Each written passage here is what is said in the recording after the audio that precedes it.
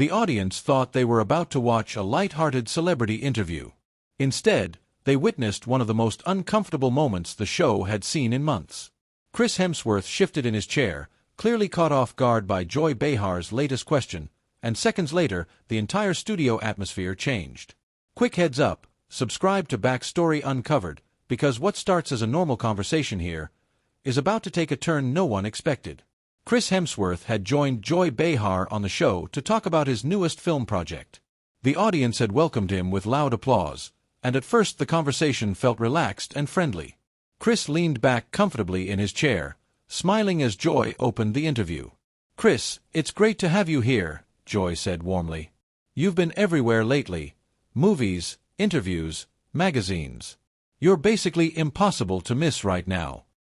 Chris laughed. "Yeah, it's been a busy year." The audience chuckled. Joy glanced at her notes and nodded. "Well, clearly the hard work is paying off. Your latest film is already getting a lot of attention."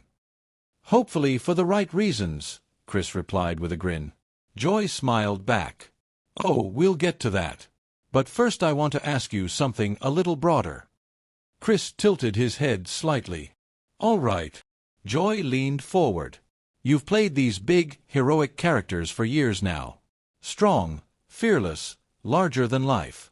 Do you ever feel like audiences expect you to be that same person in real life?" Chris shrugged lightly. "I think people understand the difference between a character and a person." A few audience members nodded. Joy raised an eyebrow. "You'd be surprised." Chris laughed softly. "Fair point." The conversation still felt easy, but Joy's next question came out a little sharper. "Some critics," she said carefully, "have argued that Hollywood relies too heavily on actors like you, big action stars, big personalities, to sell movies instead of focusing on deeper storytelling." The audience murmured quietly.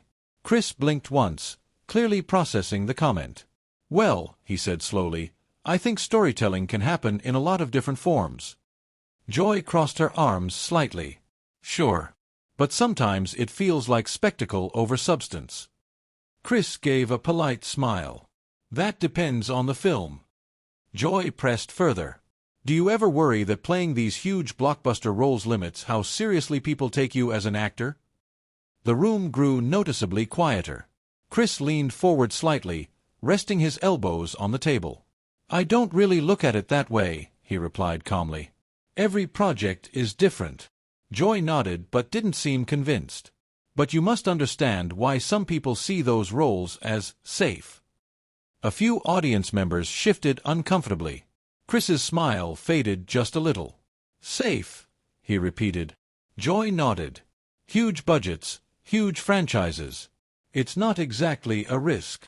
There was a brief pause. Chris glanced toward the audience before answering. "I think making any film is a risk," he said. A couple of people clapped lightly. Joy gave a quick shrug. "Sure, financially. But creatively?" Chris sat back in his chair. "Well," he said carefully, "millions of people enjoy those stories." The audience applauded louder this time. Joy smiled politely but didn't move on. "But critics would say popularity doesn't always equal quality." The tension in the room was becoming obvious now. Chris paused before responding. "That's true," he said. "But critics don't always equal the audience either." The audience erupted into louder applause. Joy laughed briefly, raising her hands. All right, I see where you're going." Chris smiled again, though this time it looked more restrained. Joy leaned forward again, clearly not ready to drop the topic. "But let me ask you something honestly," she said. "Do you ever worry that Hollywood puts actors like you on a pedestal simply because you fit a certain image?" Chris frowned slightly. "What kind of image?" Joy hesitated for a split second. "Well, the classic leading man look. Tall, strong, charismatic." A few audience members chuckled awkwardly. Chris nodded slowly. "I can't really control how people see me," he replied. Joy tilted her head. "But you benefit from it." Chris's expression tightened slightly. "Benefit from what exactly?" Joy answered quickly. "From an industry that sometimes favors image over substance." The room went silent. Chris looked down for a moment, then back up. "Are we talking about movies," he asked calmly, "or about me personally?" Joy opened her mouth, but paused. That hesitation didn't go unnoticed by the audience. "Well," she said carefully, "sometimes those things overlap." Chris leaned back in his chair again, his posture noticeably more guarded now. "I see," he said quietly. A long, awkward pause followed. Then Chris shook his head slightly and looked toward the crowd before returning his gaze to Joy. "You know," he said slowly, "this interview took a different turn than I expected." A few nervous laughs came from the audience. Joy smiled tightly. "It's just a conversation." Chris nodded once. "Right," he said. But something in his tone suggested the conversation was about to get a lot more uncomfortable. For a few seconds after Chris Hemsworth said that line, the studio felt strangely quiet. The audience could sense something had shifted. What had started as a routine promotional interview now felt tense, almost unpredictable. Joy Behar cleared her throat and adjusted the papers in front of her. "Well," she said with a small laugh, "sometimes the best conversations are the unexpected ones." A few audience members chuckled, though the laughter sounded cautious. Chris nodded slightly, but his relaxed smile from earlier was gone. "Sure," he said. "Unexpected can be good." Joy leaned forward again, clearly trying to steer the moment back under control. "So let me ask you this," she said. "You've been in Hollywood long enough to know how the system works. Image, publicity, branding, those things are part of the business." Chris folded his hands together on the table. "They can be," he replied. Joy tilted her head. "But they've clearly worked in your favor." The audience murmured again. Chris blinked slowly. "In what sense?" Joy didn't hesitate. "You've built a career around a certain persona," she said. "The charming action hero. The larger-than-life guy everyone admires." Chris leaned back slightly in his chair. "I play characters," he said calmly. Joy raised an eyebrow. "But audiences blur that line, don't they?" Chris paused. "They might," he admitted. "But that doesn't mean the line disappears." A few audience members clapped softly. Joy sighed and tapped the table with her pen. "But when actors benefit from that perception," she continued, "it raises questions about whether the industry is rewarding talent or simply rewarding image." Chris's expression tightened. "So now we're debating my career choices?" he asked. Joy lifted her hands quickly. "I'm just asking questions." "Right," Chris said quietly. Another pause settled over the room. The audience could feel the tension building again. Joy tried to soften the moment. "Look, Chris, people admire you. That's not a bad thing." Chris nodded. "I appreciate that," he said. "But admiration and assumptions are two very different things."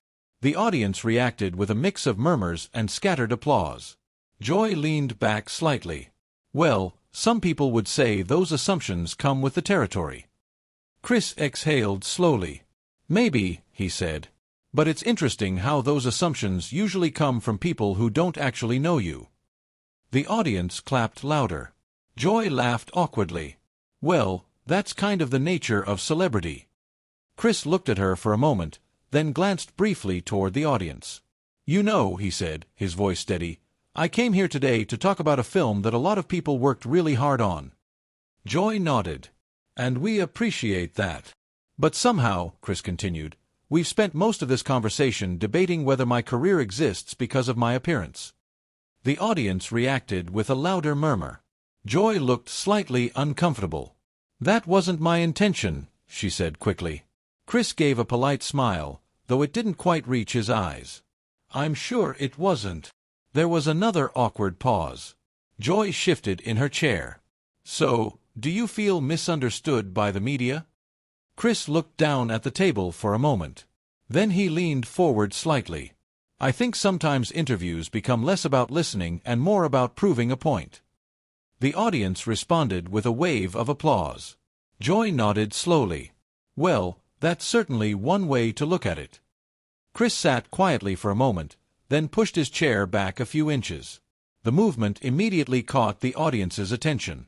Joy blinked. "Everything okay?" Chris stood up calmly. "Yeah," he said.